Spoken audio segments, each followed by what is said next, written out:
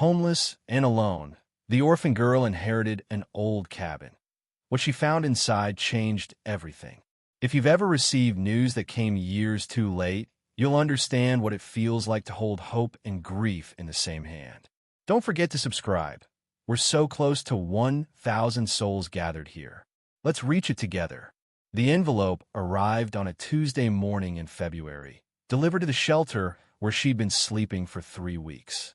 The paper was thick, cream-colored, official. Inside, words that made no sense. Inheritance, property, deceased grandmother, legal proceedings concluded. She read it twice in the cold hallway, her breath forming small clouds. A grandmother she'd never known. A cabin she'd never seen. Land somewhere in the mountains, hours north, where winter pressed down like a hand you couldn't see but always felt. The social worker helped her understand. Her mother's mother, a woman who'd been searching, the letter said, but had passed before the search ended. The cabin was hers now. There was an address, a key being held at a post office in a town called Ridgefield. She had $17, a backpack that smelled like mildew, and a photograph of her mother she kept wrapped in plastic. The photograph was from before the addiction, before the hospitals, before the final winter when her mother didn't come back. In it, her mother was young, maybe 16, standing in front of pine trees with snow on her shoulders, smiling like she knew secrets. The girl was 14, old enough to ride a greyhound alone, old enough to understand that sometimes the only way forward is towards something you can't imagine yet. She packed everything she owned in 20 minutes.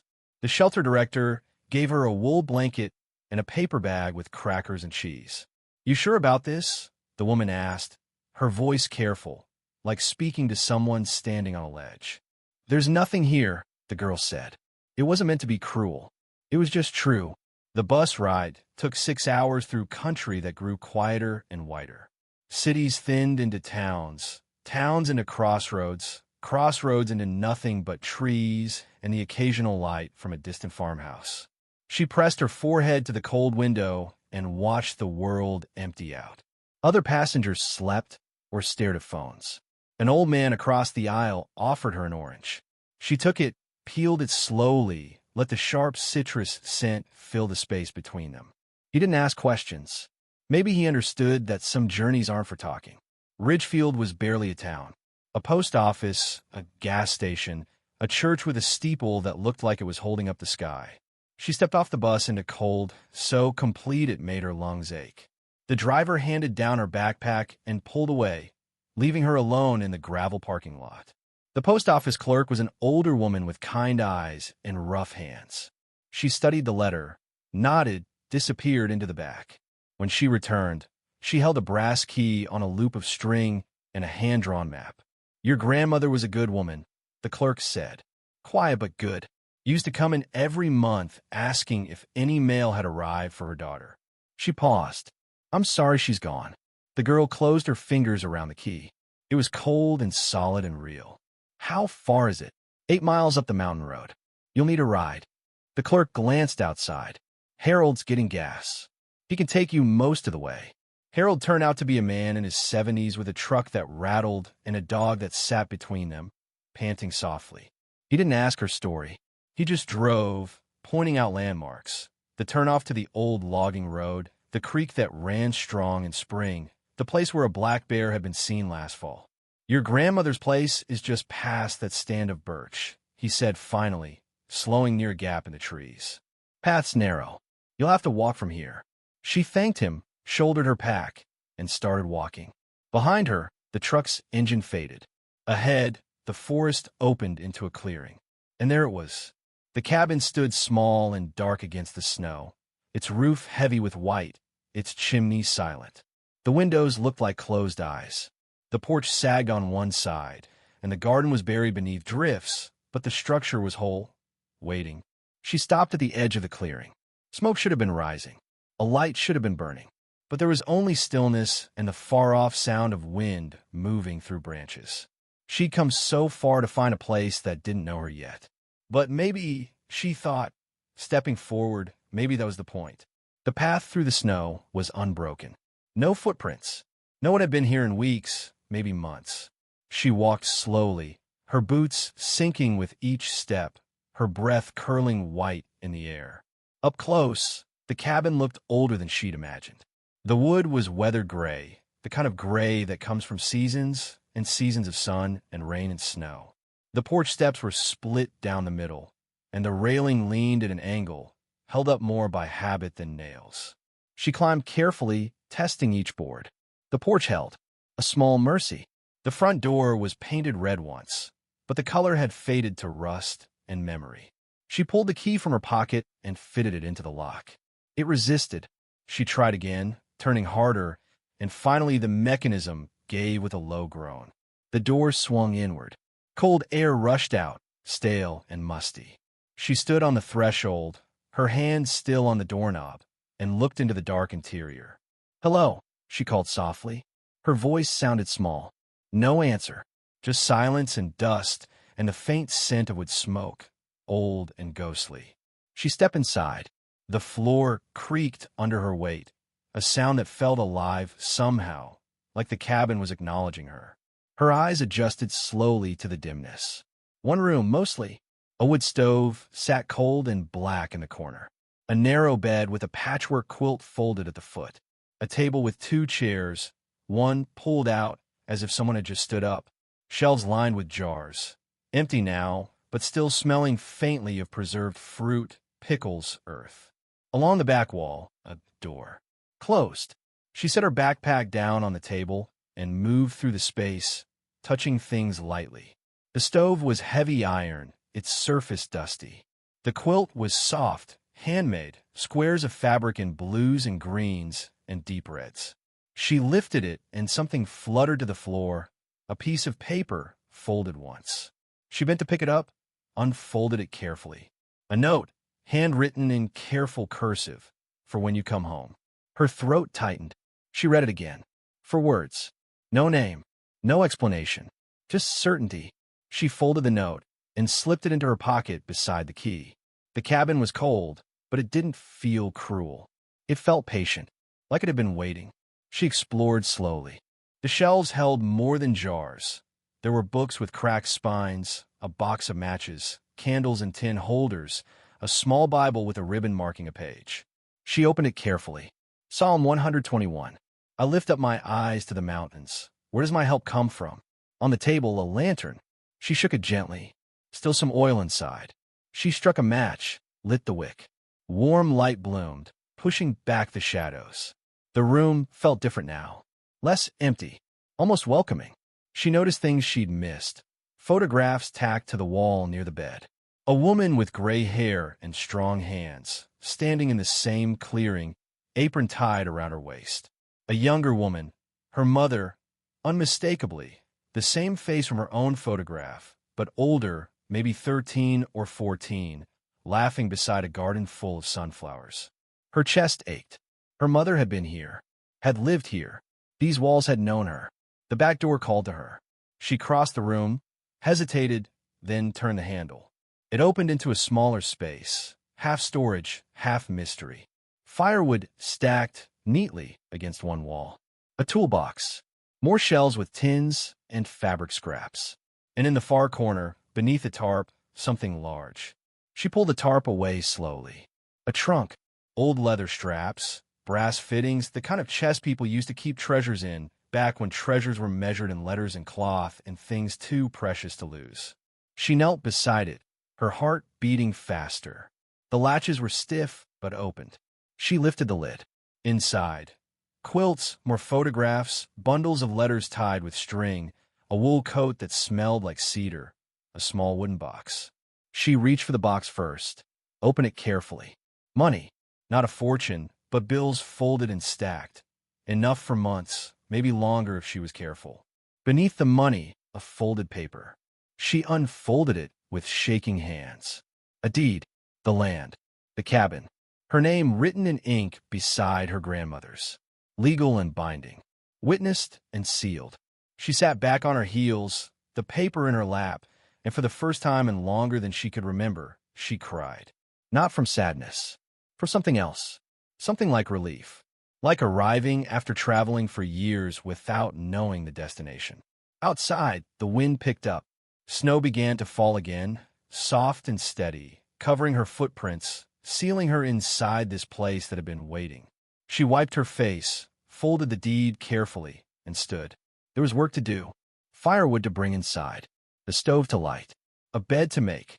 But first, she walked back to the main room and stood in the center of it, the lantern glowing warm on the table, the photographs watching from the wall. "I'm here," she whispered, and the cabin, in its own quiet way, seemed to answer. The fire caught on the third try. She found old newspaper in the storage room, twisted it into loose knots the way she'd seen others do at the shelter. The kindling crackled, then the larger pieces of wood began to glow. Heat pushed into the room slowly, like something careful and kind. She sat on the floor in front of the stove, her back against the bed frame, and watched the flames. Outside, full dark had fallen. Snow continued its quiet work against the windows. She'd never been anywhere this silent. Even the shelter had sounds, doors closing, voices through thin walls, the hum of fluorescent lights. Here, there was only the fire and her breathing and the occasional creak of wood settling. She was hungry but too tired to eat. The crackers from the shelter sat unopened in her pack. Instead, she pulled the quilt from the bed and wrapped it around her shoulders. It smelled like cedar and thyme, like someone had cared enough to keep moths away, to fold and store and wait. The photographs on the wall pulled at her attention. She stood, quilt trailing behind her, and studied them more closely in the firelight. Her grandmother in different seasons, summer with tomatoes in her apron, fall with a wheelbarrow full of split wood, winter like now, standing in the doorway of this very cabin, snow on her shoulders, face weathered but smiling slightly, like she knew a secret worth keeping. And her mother, so many pictures of her mother, as a small girl with braids, as a teenager with wild hair and wilder eyes, then older, too old, too fast, holding an infant wrapped in a blanket. The girl recognized that blanket. She'd had it once, before everything fell apart. She touched the photograph gently, careful not to disturb the tack holding it. "Why didn't you tell me?" she whispered. "Why didn't you bring me here?" The fire popped behind her. No answers, just questions that would always stay questions. She turned away, her eyes landing on the bookshelf. The spines were worn, read many times over. She pulled one out at random, Pilgrim's Progress. Inside, an inscription in the same careful handwriting from a note. "For Margaret, who is always searching. May you find what you need. Mother." Margaret, her grandmother's name, she realized. And maybe, before she was her grandmother, just a woman named Margaret who loved books and her daughter and believed in finding what you need. The girl replaced the book carefully and moved to the journals. There were 5 of them, cloth-bound, arranged by year. The most recent was from 3 winters ago.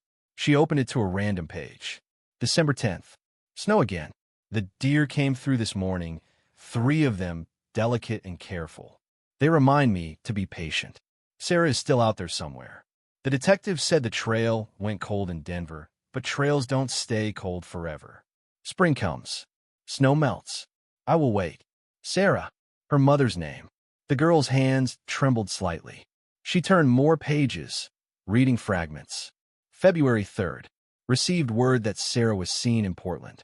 By the time I could get there, she'd moved on. Always moving. I wonder if she's running from me or from herself. I wonder if she knows I'm not angry, just heartbroken. There is room here for her. There always has been. May 18th. The garden is planted. Beans, tomatoes, squash. More than I need, but I plant for 2. Old habits. Hope habits. September 22nd. No word in 8 months. I pray she's warm. I pray she's fed. I pray she remembers the songs I taught her before her father died, before the world got so heavy she couldn't carry it. The girl closed the journal carefully and held it against her chest. Her grandmother had loved her mother, had searched, had never stopped hoping. And somewhere in all that searching, she died. The girl didn't know how yet. The letter hadn't said. Maybe it didn't matter. What mattered was this cabin, this land, these journals filled with waiting. She returned the journal to the shelf and noticed something else. A small wooden box on the highest shelf, pushed far back. She dragged a chair over, climbed up carefully, and retrieved it. The box was simple, unadorned. She sat back down by the fire and opened it. Inside, more letters, but these were different. Addressed to her. For my granddaughter, if she ever comes. 20, maybe 30 of them, written over years. All sealed, all waiting. She pulled one out at random, dated 2 years ago, and opened it with shaking hands. Dear one, I don't know your name yet. I don't know what you look like or what makes you laugh. But I know you exist, and I know you might be cold and scared and wondering if anyone in the world is thinking of you. I am. Every day. You have a place here. You have land and a bed and trees that will shelter you. You have a grandmother who died hoping to meet you. And you have your mother's strength, whether you know it yet or not. When you read this, I'll be gone. But the cabin will be here. The land will hold you. The forest will teach you. And if you listen closely on quiet mornings, maybe you'll hear what I learned, that being alone and being lonely are not the same thing. That roots grow deep when winter is long. That spring always comes, even when you've forgotten its name. You are wanted. You are loved. You are home. Your grandmother Margaret the girl read it twice, then a third time. Then she folded it carefully and held it against her heart. Outside, the wind rose. The cabin groaned softly, but held firm. The fire burned steady and warm. She pulled another letter from the box. Then another. She read through the night while the snow fell, and the world slept, and the cabin kept its promises. By dawn, she knew she would stay. Some secrets are kept not to deceive, but to protect. Not to hide, but to preserve. If you found something that changed everything, let us know in the comments, and don't forget to hit that like button. Your support means more than you know. Morning light came thin and gray through the windows. The fire had burned down to embers. The girl woke stiff and cold, still wrapped in the quilt, letters scattered around her like fallen leaves. She stood slowly, her body protesting, her breath clouded in the frigid air. The first task was obvious, more wood on the fire. She worked quietly, efficiently, building the flames back up until heat began to fill the space again. Then she stood in the center of the room and really looked, not with the exhausted eyes of last night, but with the attention of someone who might stay, someone who needed to understand what this place was. The floorboards were wide pine, worn smooth in paths from the door to the stove, from the stove to the bed, from the bed to the back room. Lives lived in patterns, feet making the same journeys again and again until the wood remembered. She walked slowly, listening to the creaks. Most were normal, predictable, but near the bed, one board sounded different. Hollower. She knelt and ran her fingers along the edge. A gap, slight, but there. She pressed down. The board moved just barely. Her pulse quickened. She looked around for something to pry with, found a butter knife on the shelf, and worked it carefully into the gap. The board lifted with surprising ease, as if it had been designed to be removed. Beneath it, a space carved into the joists, and inside the space, wrapped in oilcloth, more treasures. She lifted the bundle out carefully and unwrapped it on the bed. More letters, these older, yellowed, addressed to her grandmother from someone named Thomas. Love letters, she realized, reading the first few lines. Her grandfather, probably, though she'd never heard his name. Beneath the letters, photographs. Her grandmother young, maybe 20, standing beside a tall man with kind eyes. The two of them in front of this cabin when it was new, when the wood was still raw and yellow. A wedding photo. Simple, no formal church, just the two of them and what looked like a justice of the peace and a friend as witness. And beneath the photographs, tucked in a smaller piece of cloth, a birth certificate. Her mother's, Sarah Margaret Whitmore, born in this cabin on a January morning 36 years ago. Mother, Margaret Whitmore. Father, Thomas Whitmore. The girl traced her finger over her mother's name. Her mother had started here, in this room, maybe in that same bed. She kept digging. Beneath the birth certificate, another envelope, this one thick. She opened it slowly. Money, more than the trunk had held. Hundreds of dollars in bills of different denominations, carefully counted and bundled. A note paper-clipped to the top, for emergencies. For when hope needs help. For the granddaughter, I pray will find this someday. Use it wisely. Use it to build what was lost. The girl sat back, the money in her lap, and try to comprehend the planning. Her grandmother had prepared for a future she'd never see, had hidden resources in layers like planting seeds at different depths so that no matter how hard the frost, something would survive. She rewrapped everything carefully and replaced it beneath the floorboard. Not because she wouldn't use it, she would carefully the way it was meant to be used, but because it felt right to keep it where it had been kept. Some things should stay hidden until they're needed. She stood and continued her exploration. Now, she was looking for other signs, other loose boards, other secrets the cabin might be keeping. In the back room, near the woodpile, she found another anomaly, a board that didn't quite line up. She removed it and found a metal box, rusted but intact. Inside, the deed she'd already seen, but also insurance papers, paid in full. A will, properly notarized, leaving everything to the descendants of Sarah Margaret Whitmore, particularly any children she may have born. The girl read that line 3 times. Particularly any children. Her grandmother had made sure, had prepared legally, carefully. This wasn't just hope. This was intention. There was one more item in the box, a map. Hand-drawn, detailed. The cabin marked with an X. But also other excess. A spring for water, a clearing where deer came in the morning, a stand of berry bushes, a place marked good fishing, another marked Ella's house, 1.5 miles, will help if needed. The girl folded the map carefully and slipped it into her pocket with the key and the first note. Then she sat on the floor of the back room, her back against the wall, and let herself feel it, the staggering weight of being wanted, of being prepared for, of being loved by someone she'd never met.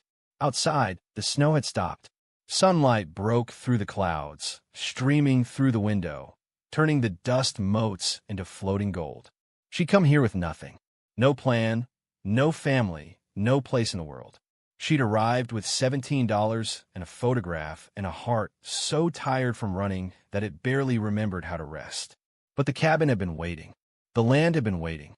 A grandmother named Margaret had spent years making sure that if this moment ever came, if a lost girl ever found her way here, everything she needed would be in place. The girl stood, brushed off her jeans, and walked back into the main room. She added wood to the fire, then stood at the window and looked out at the clearing, the forest beyond, the mountains rising in the distance. "Thank you," she said quietly, to the cabin, to her grandmother, to whatever force in the universe had brought her here despite every reason she might have ended up somewhere else. The cabin, as always, didn't answer with words, but the fire crackled warmly, and the light kept streaming in, and somewhere deep in the wood and walls and foundation, something settled. Like a sigh, like welcome, like yes. The work began simply. It had to. She was only one girl with 2 hands and limited knowledge. But knowledge could be learned, and hands could be taught, and beginnings didn't have to be grand to matter. First, the step. The split one on the porch that wobbled when she climbed it. She found tools in the back room. Hammer, nails, saw that needed sharpening but would work. She found scrap wood stacked against the outside wall, probably saved for exactly this purpose. She measured, marked, cut. The saw's rhythm became meditation. The work warmed her more than the fire had. When a new board was fitted and nailed down, she stood back and tested it with her weight. Solid. It would hold. Small victory. But it felt enormous. Next, the windows. They were filthy, years of weather and dust obscuring the view. She heated water on the stove, found old rags, and scrubbed until her fingers went numb. The glass cleared slowly, and with it, the world outside came into focus. The garden plot beneath the snow, the tree line, a hawk circling high above. She hung her mother's photograph on the wall beside her grandmother's pictures. 3 generations now, watching over the room. She placed the quilt back on the bed, smoothed it carefully. She organized the shelf, dusted the Bible, arranged the candles within easy reach. By midday, the cabin felt lived in. Not perfectly clean, not fully repaired, but inhabited. Present tense instead of past. She made tea from dried leaves she found in a tin, chamomile, still fragrant, and sat at the table with a map spread out in front of her. Ella's house, 1.5 miles. She should go. She should introduce herself. But not yet. Not quite yet. First, she needed to prove she could stay. That this wasn't temporary. That roots could grow even when you'd spent years believing you'd never stand still long enough for anything to take hold. She pulled on her coat, still thin, not meant for this kind of cold, and ventured outside. The sun was bright now, almost warm. The snow crunched under her boots. She walked the perimeter of the clearing, memorizing it. Her land, her trees, her sky. Near the garden plot, she found the remnants of a fence, mostly buried. She dug with her hands until she uncovered a post, still solid, still standing. By next spring, she could rebuild it. Plant seeds, grow food, the way her grandmother had, the way women had done here for however long this cabin had stood. She could learn. She could stay. Back inside, she found one of the journals, empty pages at the back, and a pencil. She sat at the table and began to write. March 1st. I don't know if anyone will ever read this. Maybe it doesn't matter. I'm writing because my grandmother wrote, and her mother probably wrote, and maybe that's how women survive, by leaving words for the ones who come after. I'm here now, in the cabin, on the land. I don't know what I'm doing, but I know I'm staying. I know that this place was kept for me, even when I didn't know I needed keeping. The cabin is small but strong. The walls hold. The stove works. The roof doesn't leak. There's wood for burning and water from the spring and money hidden in floorboards for when hope needs help. I'm 14 and I have no family left alive, but I'm not an orphan anymore. You can't be an orphan when you have land and walls and a bed that was made for you. My grandmother's name was Margaret. My mother's name was Sarah. My name is Emma. Emma Whitmore. The girl who came home to a place she'd never been. The girl who inherited not just a cabin, but a certainty that she was wanted, that she was prepared for, that she was loved before she was even born. I will take care of this place. I will mend what's broken. I will plant in spring and harvest in fall. I will learn the names of the trees and the patterns of the deer and the places where the snow melts first. I will live here. I will stay. She set down the pencil and read what she'd written. It wasn't poetry. It wasn't elegant. But it was true, and truth had a weight that beauty sometimes lacked. The afternoon faded into evening. She made a small meal from the crackers and cheese, rationing carefully. Tomorrow she would need to figure out money, food, how to survive more practically. But tonight, she could simply be here. She lit the candles as darkness fell. The cabin glowed warm and golden. Outside, the first stars appeared, sharp and cold and permanent. She stood at the window for a long time, her hand resting on the sill her grandmother's hand had touched, her breath fogging the glass her grandmother had looked through, her heart beating in time with the long, slow rhythm of the land itself. Maybe you've been there too. Maybe you know what it feels like to arrive at a place that was always waiting, even when you didn't believe such places existed. Maybe you understand that inheritance isn't always money or houses or things you can hold. Sometimes it's bigger than that. Sometimes it's the knowledge that someone, somewhere, loved you enough to prepare a place, to leave maps and money and letters and light, to say, before they even knew your name, when you come home, everything will be ready. Emma Whitmore stood in her grandmother's cabin, her cabin now, and felt something she hadn't felt in years. Not happiness exactly, not yet, but something close. Something that might grow into happiness if given time and care and one more winter survived. She felt like she belonged. And in the quiet of that mountain evening, with snow on the ground and smoke rising from the chimney and a fire burning steady in the stove, the cabin held her close. The way it had always meant to. We've walked this whole journey with Emma. Now it's your turn to share yours. Where are you watching from? What city, what state? Drop it in the comments below. We'd love to know.